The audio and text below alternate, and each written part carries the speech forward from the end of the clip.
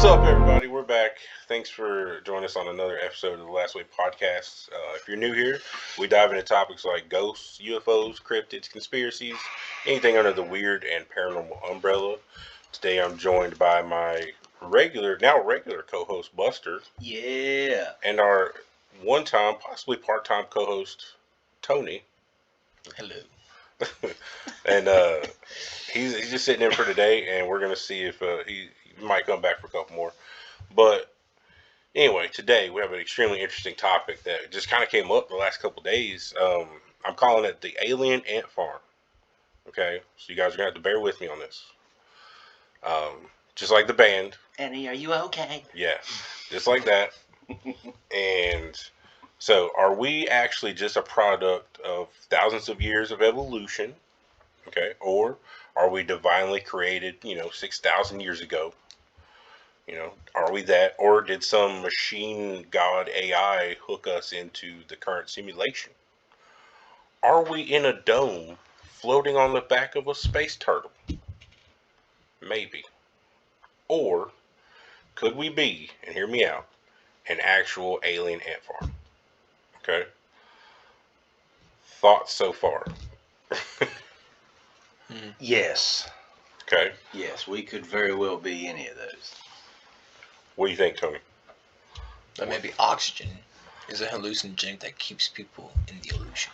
That's possible, and that will also go with my theory. So here we'll go. All right, so for those of you that are listening, Buster and I had a group chat on one of our friends' chat, and it kind of started with a discussion and a stream of thought, ran to a random conclusion or a theory. What if gray aliens were not from outer space, but were from, so to speak, inner space? Okay? Gray aliens, 90% of the time, when you have a report of gray aliens, what do they look like? They're small, they're pale skinned, and big dark eyes. Okay? Scientifically, what happens when a species evolves underground?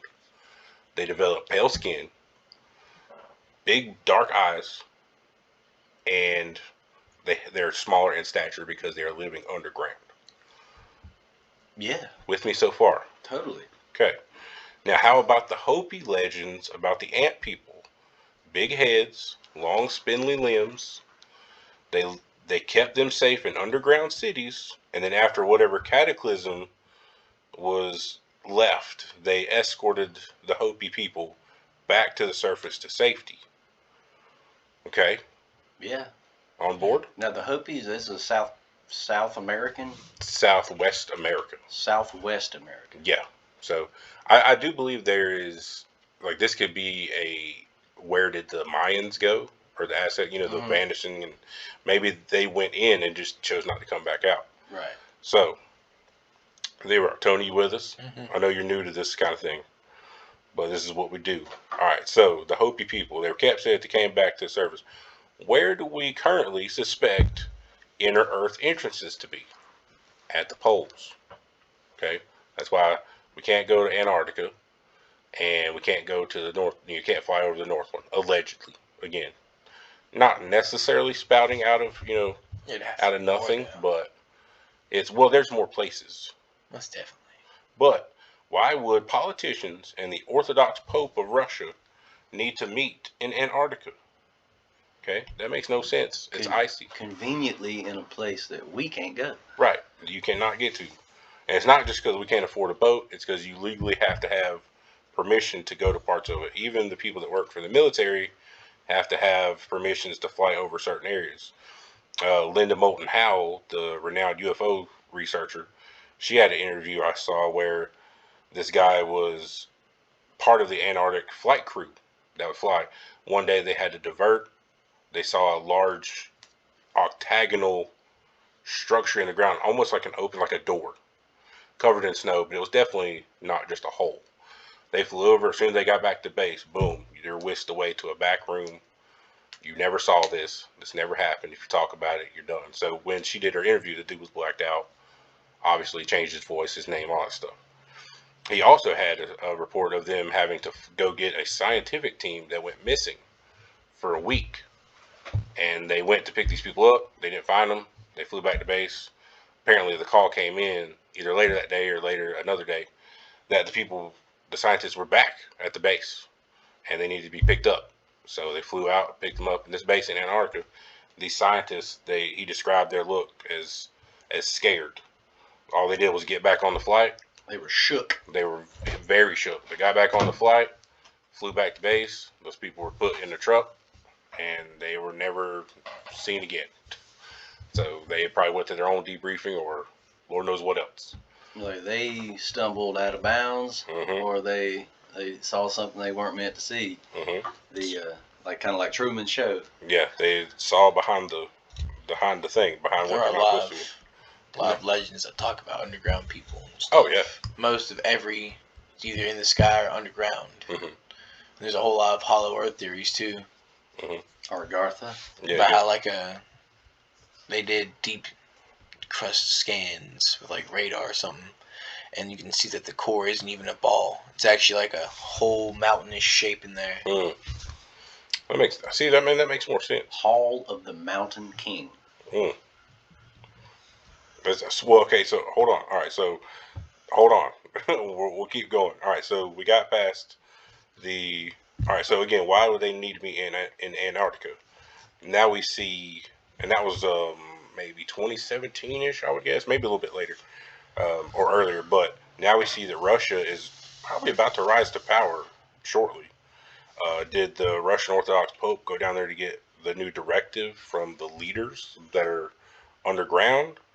Did they go there to negotiate trade? Or is that where we get our bursts in technology? Do we go down there and get something? Hey, you need something from Earth? Or That's where the vast majority of Earth's gold goes. maybe that's why certain countries are hoarding it and we just don't have it. They're just sending it underground. But well, if they're underground, you think they would already have it. But it could be something along those lines. So, continuing. So legends of gnomes and elves. Two species of alien expected to be in the inner earth. Nordics and Greys. Nordics, tall, thin, elegant looking, blonde, what have you, powerful, live for a very long time. Greys, short, underground, possibly dwelling creatures who usually have tricksterish dispositions. Gnomes, dwarves. So there is not only a basis for a lot of stuff, there's a connection to a lot of stuff. This theory would tie in to a lot of things. And what if we are an alien ant farm, but it's reversed? The people underground are controlling us. Sometimes that's why they bring up random stuff. Have you heard the term the surface dwellers? Not as you mean, probably. So we're the surface dwellers. Yeah. Well, I mean, you always have other, like Tony was saying, there's other legends of inner Earth and places you can go inside the planet. And Journey to the Center of the Earth. Journey to the Center of the Earth. Admiral Byrd, who found the inner Earth and told people about it. I mean, and that's on. He went on TV, went on the news, and basically said, "This is what it is. They're down there. They have plans and they have cities, and you have all these weird." Like I just watched a bunch of treasure shows on Discovery Plus, and they're talking about in these limestone caverns out. But you went to the basin where Skinwalker Ranch is. That some of these places just have like sheer strange doors inside some of these caverns that you just touch and they slide open. Or that some you can just pass through is some of the legends out there. So, I mean, I think there's, and I don't know what it is about the damn Uinta Basin that makes all that happen. Do you know anything about like Skinwalker Ranch, all that stuff, Tony? Yeah, a little bit. I've bit. heard. Where is it at again? It's in Utah, and it's this whole like area. Like that's like a vortex out there. I think, yeah. I mean, it seems to be. Ley line or something. Yeah, that's one of the things I actually think it is a ley line intersection. The guy on one of the shows I was watching described it as that hook rope that they have on aircraft carriers. Like when a plane comes in, that hook catches it. So it's like just random paranormal things happen, and it just just snags in that area and happens. I mean, they had a guy on there that said they were out, I don't know if they were camping or something at night, and they seen this glowing orb just in the trees. And it came down to the ground, and then it was almost like a swarm of nanoparticles, the guy said. And they're sitting there watching this. He said they were so afraid. It was two dudes that were hugging. They were so afraid watching this. It was this ball, and then these little, like, storm of nanoparticles or black particles or something swirled around it, and this orb formed a wolf. And then the wolf. So it was like a Patronum. Yeah, it was like a like a hologram or something. Like What? and if you look at, again, if we go like to truth in movies, not the most recent Spider-Man, but the one before that with Jake Gyllenhaal. I don't know if you guys saw that, where he's Mysterio or whatever. Mm-hmm. But his whole thing was creating this illusion in an area like a city. He'd have these drones on the outside shooting this illusion in, and these people like walking around. It would look like, this big weird creature is attacking you, but it's actually drones like shooting at the building, making it look like this creature is colliding with the building. It was all an What does illusion. that sound like? That's what I'm saying. It all sounds like an illusion. That sounds like show. Blue Beam. And Blue Beam and all these, illusory technologies. They say, Well, that's what trees are. we can generate this hologram of a plane. Yeah. It's actually like covering up a missile. Or Yeah, something. exactly. Like, literally. Yep. And one of the guys we watch on YouTube, Archaics, who I cannot recommend enough, he calls it like a holography or something like that, and that it's like a holographic representation. Like, there's so much about it. I know we're straying from topic, but there's so much about it that doesn't make sense. Like, why does it also look like we're looking up through water, through the bottom of water, looking at distant, things above us? The water from the water. Yeah, and we were separated between the waters. I mean, that's literally what it says, and that's what it looks like. I mean, I can't remember what the magic card was, but it was like this octopus-like creature, kind of like off of Star Wars. The calamaris or whatever. But like he's got this orb, and he looks like a wizard, but he's like a squid. Yeah. And he's like hovering over the orb, but in the orb looks like the Earth. I like it. It could be. What do you think, Tony? You're new here. What's your opinion? Hollow Earth, simulation, Well, God? you gotta think maybe how long have they been there? Mm-hmm. Because there's reports of them finding bolts made in like all of the ancient sites that have things we don't understand how they're made. How could they have made that so long ago? Like, Yeah. And Antiquitex is are what like, they're called. in multiple religions, they have different stories that tell people underground and great beings doing great things. But if like you're saying alien ant farm, then oxygen. Yeah. What if they've manipulated to depths where they've turned what trees pump out into the air to be a hallucinogen that keeps humans in a docile form of staying upstairs while they do whatever they do? Yeah. I mean, it's very possible. I mean, the oxygen is not only technically killing us, but at a really high dose, it can make you, high. It can make you, your brain not work well, correctly. And I mean, that's why, like, vitamins and certain things have antioxidants, because we are oxidizing currently. Like, that's why that thing we talked about a little bit, the plasma apocalypse, happened a long time ago when the oxygen atmosphere was different. That's what led to like those superhuman, like Hercules and Achilles and those legends, and eventually the Bible, where people lived for 5, 6, 900 years, because the oxygen level was different, so we could extend our lives differently. And I mean, that's sound, because they said that when the days would be shortened, Yeah. and whatnot.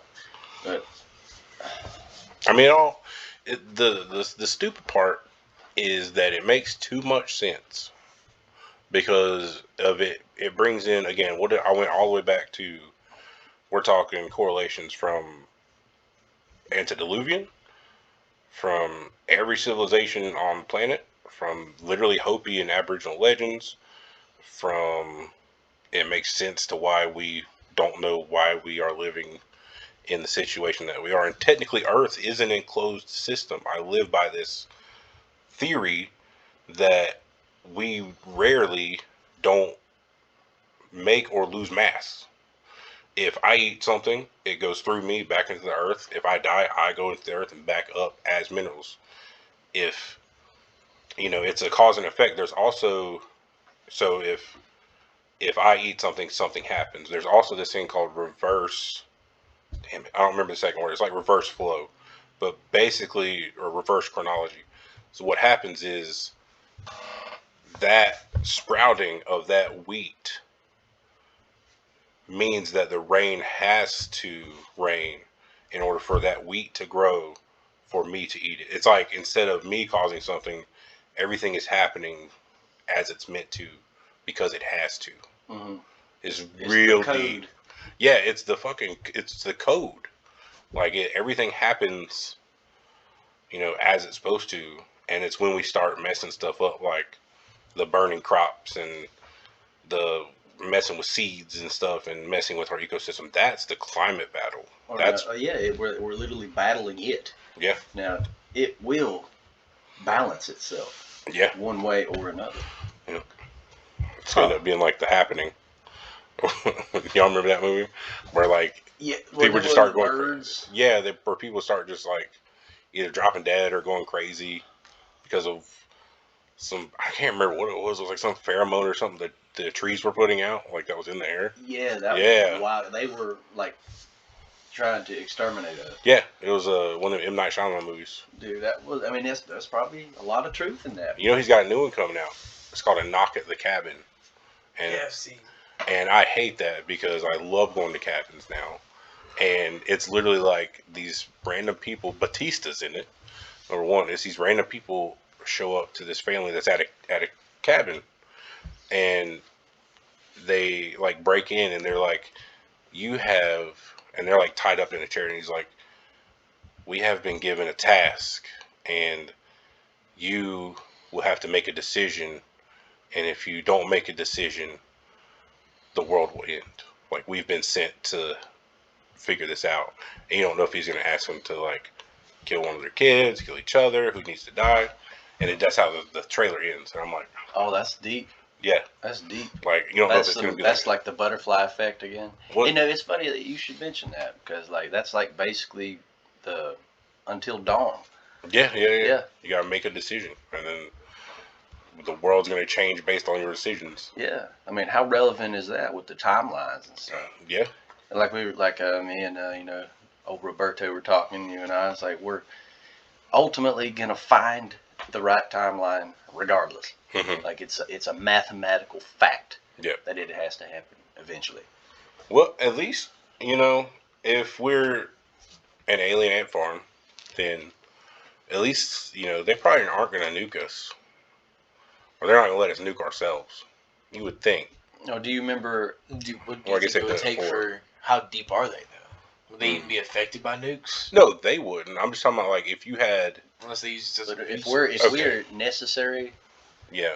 They wouldn't let it happen. Do you remember? I think it was what Abyss. Level point would they intervene? You remember Abyss at the very end of it, where they're getting ready to like start nuking everything, and then they bring that tidal wave in, and then just stop. Mm. And it's just like, quit your shit. Yeah. And then they like, and everybody was just like, okay, all right. So that's one thing I'm wondering if like something will happen that will set us back on course. Because did y'all see that there was a Russian and Chinese like Navy vessels outside of Alaska? Yeah. I'm like, that's World War III's getting ready to start. I mean, it might, but we just got to figure out where the underground entrances are. 10 years. We're gonna put this out. If there's any Nordics or Greys listening, we'd like to know where the entrances are. I'm sure it's probably Mammoth Cave somewhere in Kentucky or somewhere. I was getting ready like to talk every cave about system that. somehow leads there.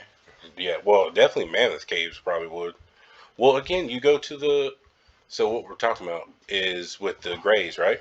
If you go to the legends of the Hopkinsville goblin cases, which are in Kentucky, small, squat, white, big eyes, and they call them goblins.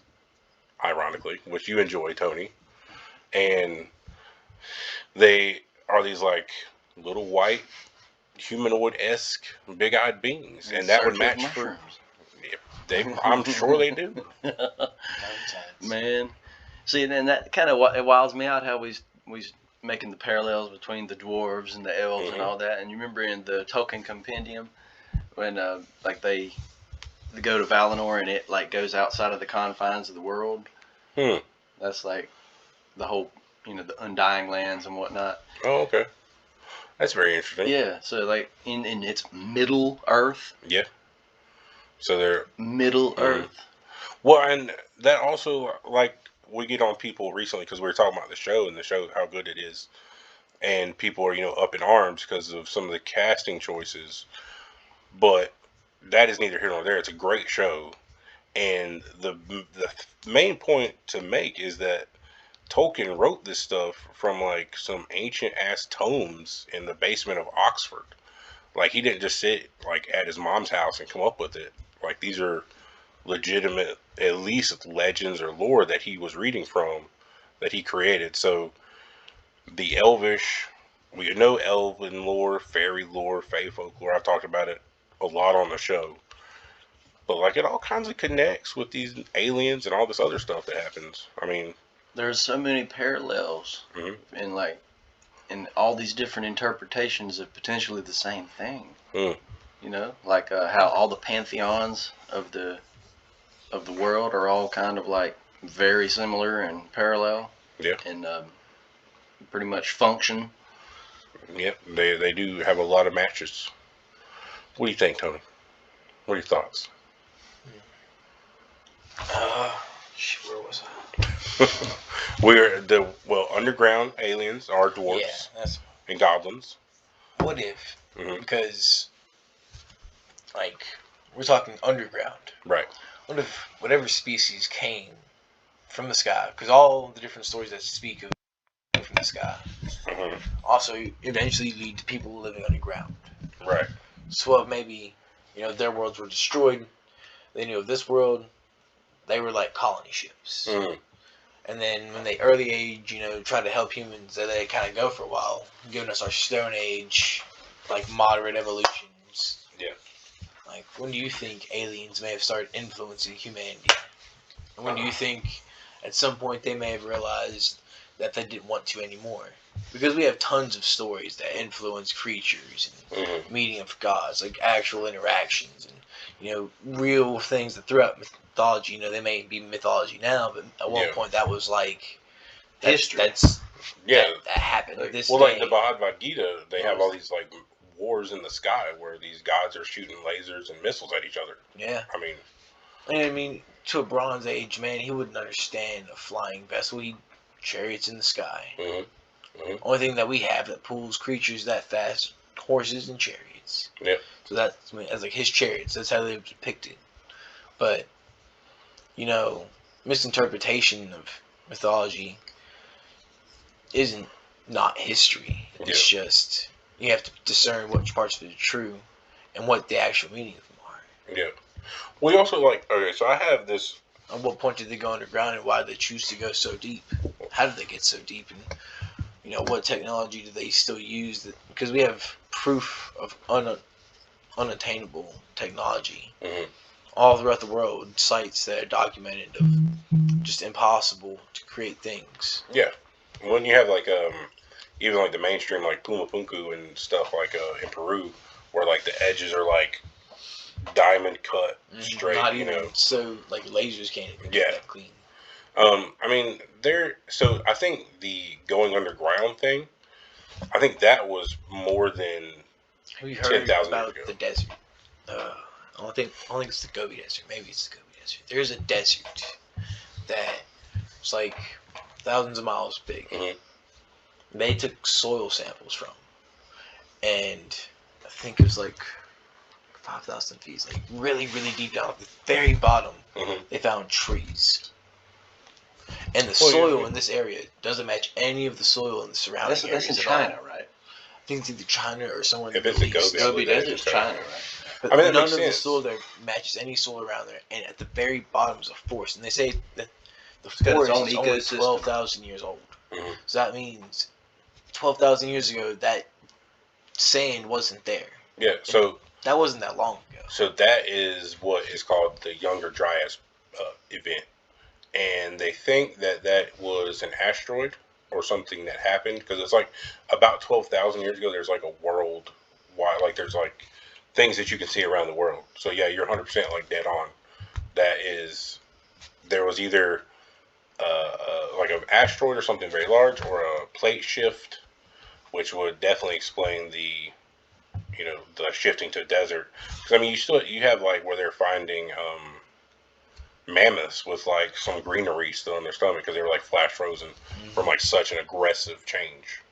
So I mean, the deserts and stuff, they could be dried up lake beds, they could be dried up oceans. I mean, in a plate tectonic shift, like pole shift. And That's with what your they ant farm theory, Mhm. the people who did what I saw the video on, were explaining how, like, that much soil Mhm. could That would explain be a your lot of underground soil, yeah. cities. Yeah.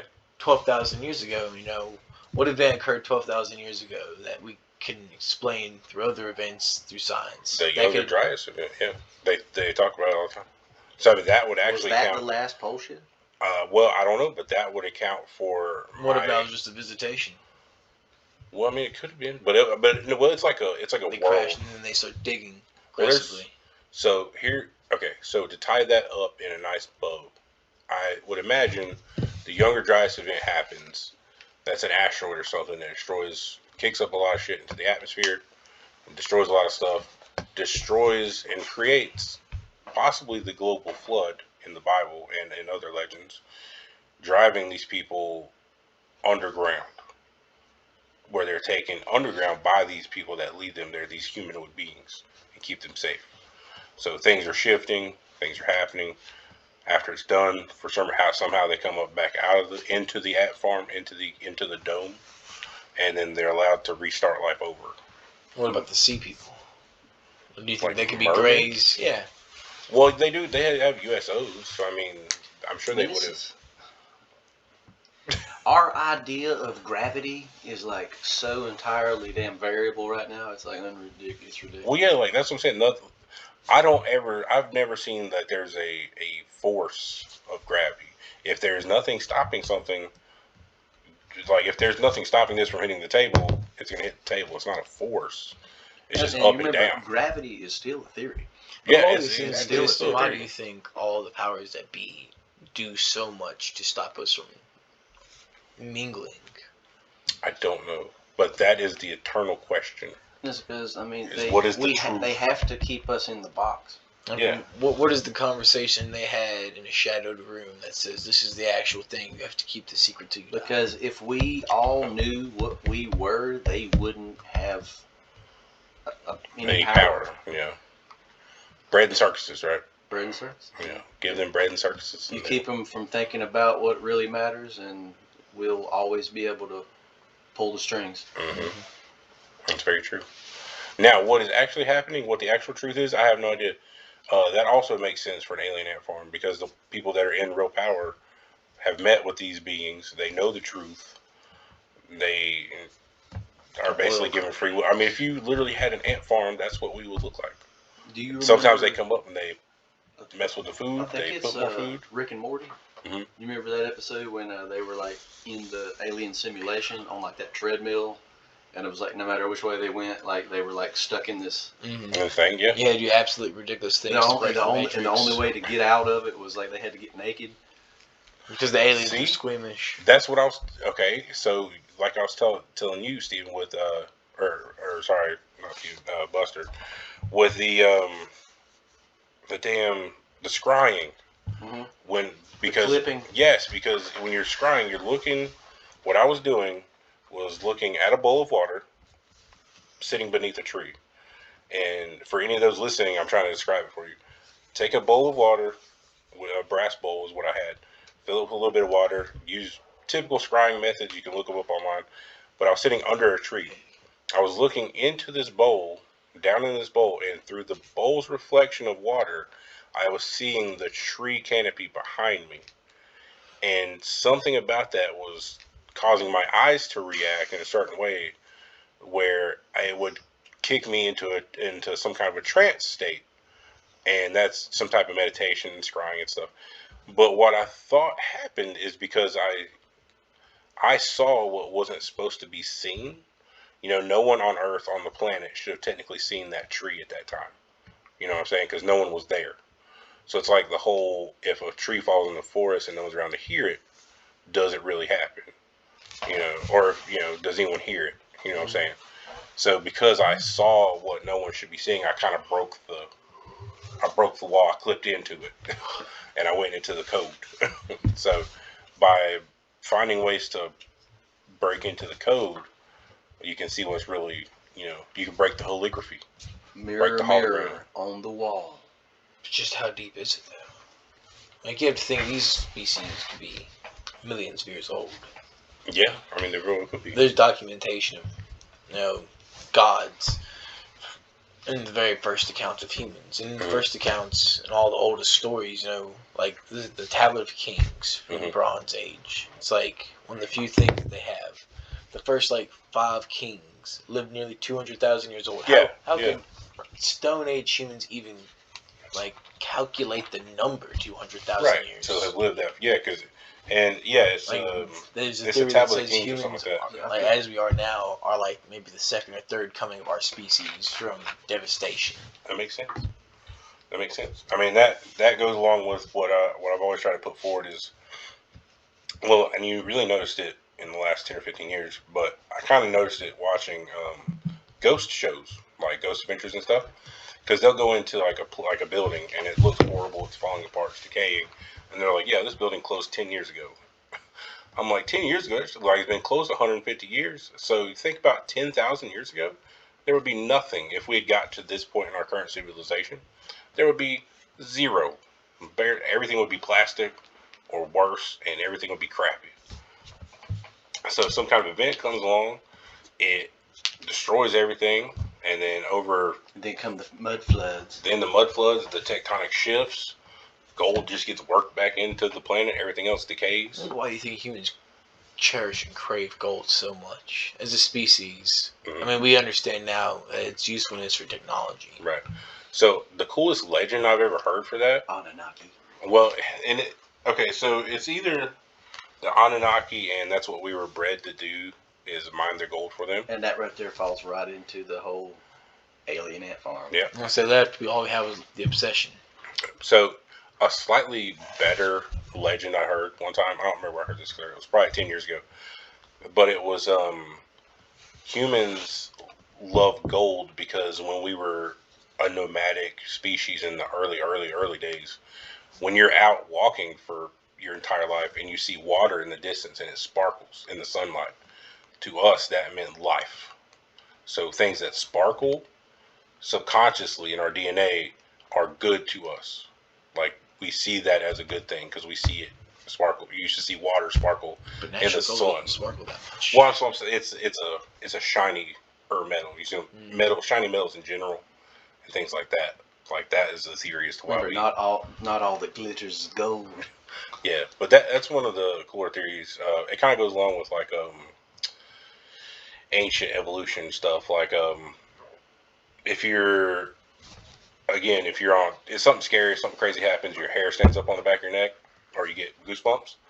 If we were hairier beings, our hair would have stood up, and much like a dog does, like the hair stands up. So that's like our body reacting where our hair should be. The hackles. And we would have stood up to face whatever threat was getting ready to come at us. Yeah, that's why on the ghost shows they're like, "Oh, I got goosebumps." You're like, "Fuck, something's coming. I got to protect myself." I love it, like evolutionary. Like, okay, so here's another legend that I've loved. I think this is actually like a grim fairy tale, but I'm maybe speaking wrong. But the whole legend is Adam and Eve and their children. Eve was bathing their children one day, and God came to them to visit and to speak to them, and Eve wasn't done washing her children. So she hid some of them from God and only put forward the clean children. God discovered that she hid them from him, and he was mad. So he said, "So you hid them from me, so shall they always be hidden." And he turned them invisible and sent them to live in the hills and the moors and the darker places. That is the exact beginning of that little section there is exactly how the jinn are described, or the shadow people are described in Arabic folklore. Mm-hmm. They live in the caves and That's the what I was mountains. thinking. Yeah, so that is the exact melding of two opposite religious legends from how, the invisible ones, the Well, hidden maybe world. I feel as if Jesus and Muhammad were both maybe abducted at the same time. Well, they're both implanted Mhm. in the same area, because when you look at Muslim religion and Islamic religions and Christianity, all you find is similarities. Yeah. Oh, All yeah. you see, They're all the it's the three same major ones. stories told Yeah. sort of differently because of the areas they were living. Mhm. But it's like everyone, it starts a whole generational wars that Yeah. we read about, but it's the same religion, Yeah, it's same the same, belief, like, same core one God situation, yeah. core belief, and Three different interpretations. mhm. Well, now it's become 1,000 different Except remember, interpretations. Muhammad ascended into heaven on the back of a beast. You get the that could be head to- interpreted as a vehicle. Yeah, it's Maybe like Enoch ascending and to heaven into a. all them stuff. So I don't know if we talked about this, but man, where did I hear this? We may have talked about this before. But what if oh no, this is a theory. What if the rapture has already happened, and it happened the day Jesus left the tomb, when he rose up, and then other people around the world, because the world's less people at that point, all the good ones went at that point, and that's why we haven't heard from God since. I mean, maybe. That I was like, hold on. And this Hold is just on. the pretext of what evil people can do with the world. Yeah, and they're in charge, and that's why God hasn't, had someone come to the mountaintop or all that stuff lately. But Brought it down stopped his plagues. religion from being absolutely just desecrated and turned into a money scheme. That's true. That's true. Everything And again, about that's the Christian religion and the Muslim hold religion is on. all Wait. controlled. That's probably another thing we can't talk about on YouTube. We'll save that one for the next episode sometime. There's certain Too hot and things. heavy. Yeah, you gotta. All right. Well, we're about 40 minutes. That wasn't too bad. I do think. All right. So final thoughts. Actually, no. I had another topic. I had another topic. You got a few minutes. So I'm gonna ask you first. If you could go anywhere or research any topic in the paranormal umbrella, where would it be, or what would it be? If you had like full unrestricted access to anything or anywhere for like a week, and everything you needed to find top technology, look for Bigfoot, top access to like Area 51, whatever, what would it be? It'd either have to be the locked door in India. Oh, that one that's like the super ancient temple they can't get open. That's actually a good one. That's pretty good. Or I wouldn't have thought of that. That's a good one. what was the second cover? It's really good to have that on the top of your head. It took me a minute to think about my answer when I jotted down the idea. I had another one. The Vatican. The Vatican catacombs and libraries, like the deep access. Deep I stuff. want the Pope to unlock the door Himself with his yeah. retina scan Yeah. or whatever he needs. He has to bring the head of the previous Pope, kind of deep shit. Yeah. Ancient dusty cogs start turning.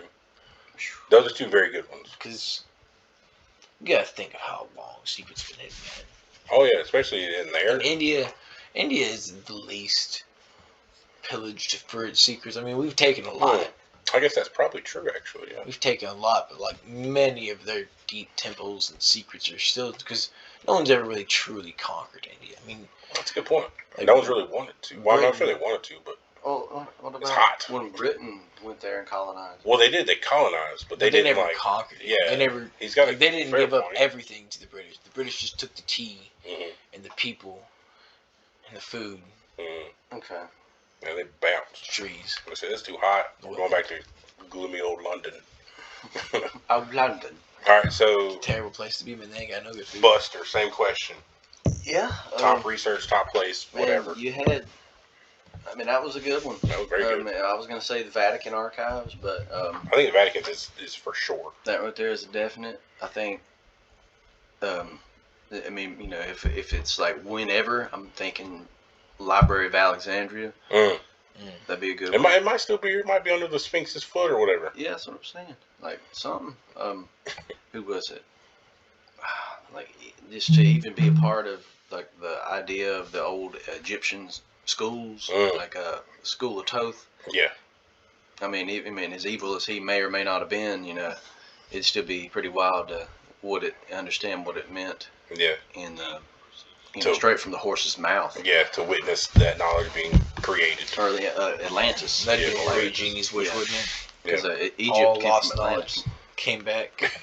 If you could have every piece of lost knowledge return to the world, we would instantly evolve. Or would be very scared. Everyone who reads it. Of course, we'd be the truth uncovered would be impossible to understand. It'd take generations of chaos. Yeah, before we settle down. To finally grow up into what humans are supposed to say. I think if we really were to like comprehend like everything that we didn't know, we would just turn into light. Yeah, because it could not possibly be contained in generations. I think so. I think there's both of those are very, very possible. Because I would choose the Huaybachu Forest, and it took me a minute to think about it. What I would choose. Where is this? That's in Romania, the northern part of Romania. It's this haunted forest. Oh, is that like where Vlad the Impaler was? I think it's in or near Transylvania. Yeah, and this forest it's like the Bermuda Triangle. Like people go missing. There was this sheep herder. He took 200 sheep on a graze through the forest. They never came out. None of them. People disappearing and reappearing in certain times. There was a report of a lady that disappeared in the 15th century, and then there was a report, I think it was 2-something centuries later, of a lady coming stumbling out of the forest and she had raggedy clothes and was carrying 15th century money. I'd like to see. I'd like to see Chinese. You could time travel. Go. We're getting a little bit like that. Go to. You can time travel. You could, Imagine, because Chinese religion's barely spoken about when it comes to like lores type like that we speak of. But imagine, because everyone's seen it. Mm-hmm. But when you think about Chinese religions, how peaceful everything is, how soft all their gods were with them, really, and then like the bad ones were like sparse. Like, I wonder if it was different groups that ran different sections of the planet. Well, it's the pantheons. It's like, just like tribes, like this tribe of gods, like they all came here. They can't leave now. They dug deep, but for generations, it probably took a while for them to get their shit together. So they,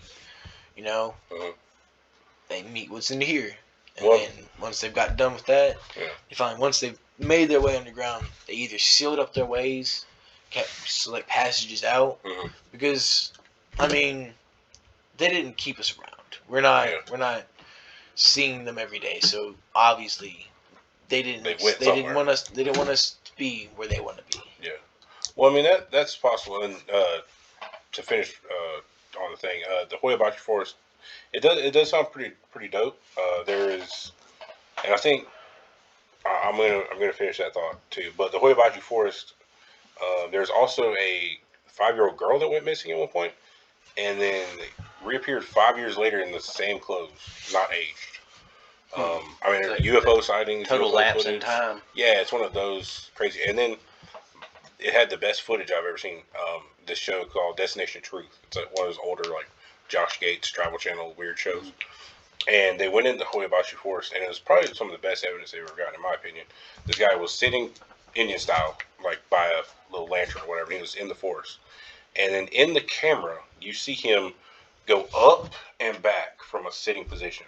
An impossible to stand up position gets like out of frame, and they rush over to him. He's like rolled back like 8 feet, like he like actually on camera got like lifted out. And I've never seen anything else like that. Wow, you have to show it to me. I will. And Ghost Adventures have been there. It's very famous. Yeah, what country is this in? It's in Romania, the Transylvania area. Yeah, but that's what you were saying, Tony. The wandering gods theory matches that, because the Norse gods had two tribes, the Vanir and the Aesir. They also had a word for the other gods, and it's called like the Wainic gods, and there were the other ones. So I mean, you have, and that was expected to be Zeus and them from, over the seas and stuff. Yeah, so there's a lot of, I mean, the South American gods, Quetzalcoatl is a white dude with a beard that brought knowledge. I mean, it's Odin or it's Jesus. Depicted as a feathered serpent. Yeah, so he came, and what is at the head of every Viking vessel? We always see the big dragon ship. Well, they say, like, because the Norse and the Scandinavians, they were all great seafaring people, travelers, And their religion and their lifestyles, they were very bold, and they didn't give a shit if they died. So they were probably the biggest explorers. You get some 20, 30-something-year-old hopped up fucking mushroom eating berserker fucking dude owning a ship. He's like, I'm just gonna sail north and see what the fuck's over there. Yeah. How many times that led to just them, just because they have proof that Native Americans in North America were discovered long before Christopher Columbus. Oh yeah. Vikings were here a long time ago. But I think it's Vikings, ain't it? It just depends on, I guess, the dialect. I mean, I've heard Vikings. I guess that would be the German pronunciation. You gotta go. Soon depart. Well, I think that's pretty much the last thing I wanted to ask anyway. So, we're at 40 minutes. We thank everybody for listening. I thank Tony for sitting in on this episode. You're welcome back to do some more. Always thank Buster for sitting in. Of course. And appreciate you listening. Like and subscribe if you haven't already. Check us out, Facebook, all that good stuff. We'll catch you on the next one.